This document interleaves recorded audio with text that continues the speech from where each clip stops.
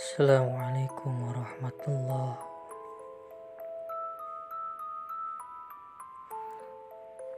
Assalamualaikum warahmatullahi wabarakatuh.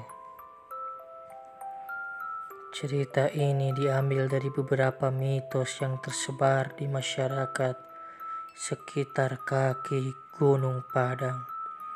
Ini terjadi pada tahun 18 September tahun 2008. Nama Gunung Padang sendiri terdapat di beberapa tempat di Jawa Barat.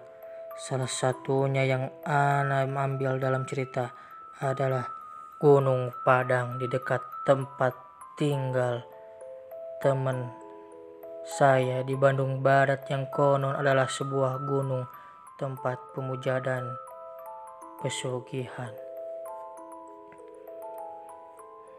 Awan mendung tampak beriringan di atas cakrawala, pertanda hujan akan turun hari itu.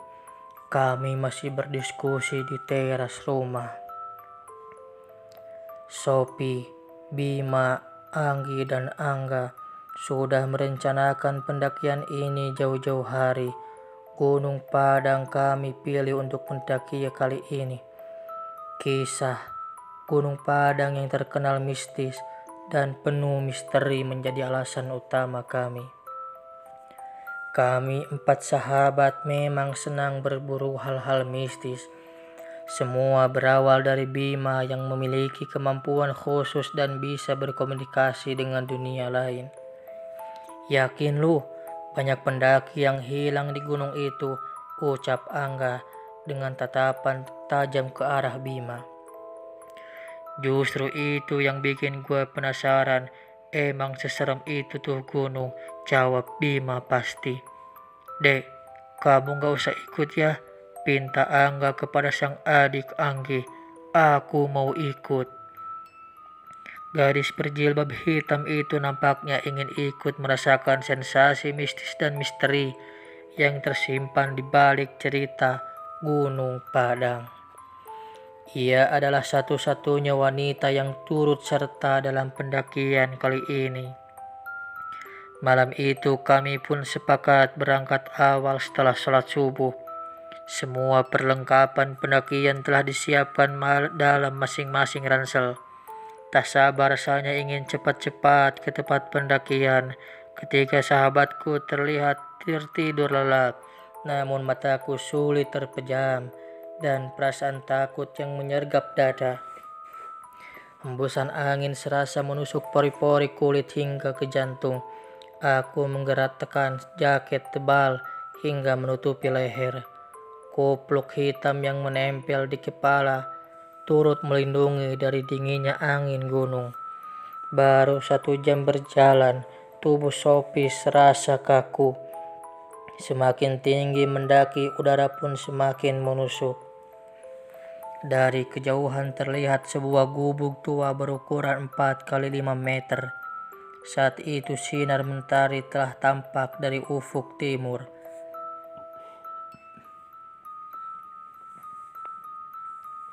Membelai hangat tubuh kami yang hampir membeku. Seorang lelaki tua terlihat keluar dari gubuk dan menghampiri kami. Mau kemana, Sep? Tanyanya sembari menatap kami satu persatu. Kami mau mendaki gunung, Mang. Mau ke atas puncak, jawab Bima dengan santun. Orang tua yang ternyata adalah juru kunci Gunung Padang itu memberikan beberapa nasihat dan peringatan kepada kami. Di dalam gunung kami tidak boleh menyebutnya sebagai gunung melainkan Negara Padang. Sang juru kunci juga mewanti-wanti agar berperilaku sopan dan tidak berbicara kotor. Jangan sesekali masuk ke dalam gua yang ada di dalam gunung, pinta sang juru kunci dengan mimik serius. Itulah yang Sophie banyak bicarakan orang. Konon gua itu dijadikan tempat pemuja dan pesugihan. Ada rumor yang beredar bahwa di dinding gua terpahat nama-nama orang yang menjalankan pesugihan. Akhirnya kami pun melanjutkan perjalanan. Warna hijau dari pohon pinus yang menjulang tinggi mendominasi pemandangan hutan. Kicauan burung yang bersahutan memanjakan telinga siapapun yang mendengarnya. Sesekali terlihat beberapa kera liar melintas, berayun dari satu pohon ke pohon lain. Sungguh tempat yang benar-benar asri dan jarang terjamah manusia.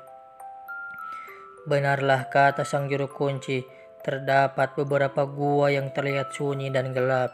Aura mistis begitu kuat saat melintasnya. Bulu kuduk Sophie seakan meremang disertai hawa dingin yang menjalar ke tubuh.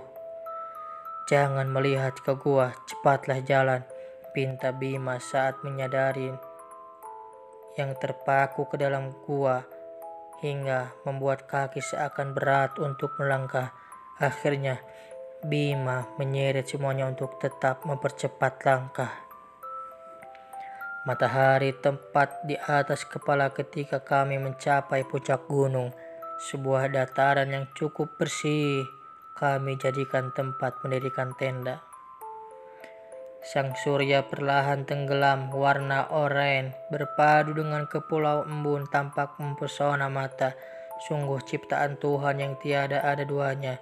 Langit pun perlahan menghitam, seisi hutan berubah mencekam. Semakin malam, semakin riuh dengan berbagai suara binatang.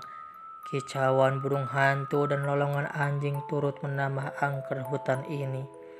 Kami tengah berkumpul di depan api unggun ketika sekelebat bayangan hitam besar melintas di hadapan. "Apa itu, Bim?" tanya Sophie kaget. "Entahlah, mungkin binatang," jawab Angga datar. Bima tampak menatap tajam ke satu arah di balik semak-semak. Raut mukanya seketika tegang. Cucuran keringat mulai membasahi pelepisnya, padahal udara saat itu terasa sangat dingin. "Ada apa, Bim? Kenapa lo seperti ketakutan?" tanya Sophie khawatir. "Tidak apa-apa, sebaiknya kita beristirahat di tenda," jawab Bima sembari melangkah ke dalam tenda. Kami pun mengikutinya. Dari belakang menuju tenda, kami berbaring di dalam tenda, mengistirahatkan tubuh yang letih karena seharian mendaki. Di luar sana suara binatang malam semakin jelas terdengar. Sesekali terdengar suara seringai tawa wanita yang membuat bulu kuduk kami berdiri. Hihihihi. Seringainya semakin nyaring dan cumiakan telinga hingga membuat bulu kuduk kami berdiri. "Suara apa itu? Aku takut," ucap Anggi sembari memegang erat tangan sang kakak. "Mereka merasa terganggu dengan kehadiran kita. Sebaiknya kita turun gunung sekarang," ucap Bima dengan sorot tajam. Tenda kami tiba-tiba berguncang hebat. Kami menghambur keluar dan berlari seketika. Semua tampak gelap, hanya cahaya temaram sinar rembulan yang menjadi penerang langkah kami. Berlari sekencang mungkin, tapi sosok bayangan hitam terus membayang. Bayangan itu semakin mendekat dan tampak semakin besar. Arg, pekik Anggi yang tertinggal di belakang. Ia tampak terjatuh dan menggerang kesakitan. "Bim, tunggu Anggi," pinta Sophie kepada Bima yang berlari di depannya. Kami pun menghentikan langkah dan berbalik menuju tempat Anggi terjatuh. Angga memapa sang adik dan kembali berlari. Bayangan hitam dan besar itu terlihat masih mengikuti. Namun setelah lama berlari, kami selalu kembali ke tempat semula, tak jauh dari tempat kami mendirikan tenda. Berlari seolah hanya berputar-putar saja hingga tubuh lemas. "Bim, kenapa kita hanya muter-muter saja? Kita harus keluar dari hutan ini," Angga bertanya-tanya dengan mimik cemas bercampur takut. "Coba kalian ingat-ingat, apa ada larangan yang dibilang juru kunci yang kalian langgar?" tanya Bima tegas. "Ya, tadi Angga ngetawain kenapa gunung harus disebut Nagara," timpal Anggi. Kami pun terdiam dan berpikir sejenak. Untunglah sosok bayangan hitam itu sudah tidak mengikuti. Kembali berlari melalui jalan yang berbeda. namun tetap kembali ke tempat yang sama hingga fajar menyingsing dan membuat tubuh kami semakin lemah hingga tak bisa digerakkan lagi. Entah sudah berapa lama kami tak sadarkan diri, kaki terasa kaku dan ngilu, matahari tepat di atas kepala, namun ketiga teman Sophie masih terlihat tak sadarkan diri. Tolong, tolong, pakik Sophie demi mencari bantuan. Tidak lama ketiga temannya pun terbangun dan turut berteriak meminta tolong. Selang beberapa menit tampak beberapa warga mendekat ke arah kami dan akhirnya kami pun tertolong dan bisa kembali pulang.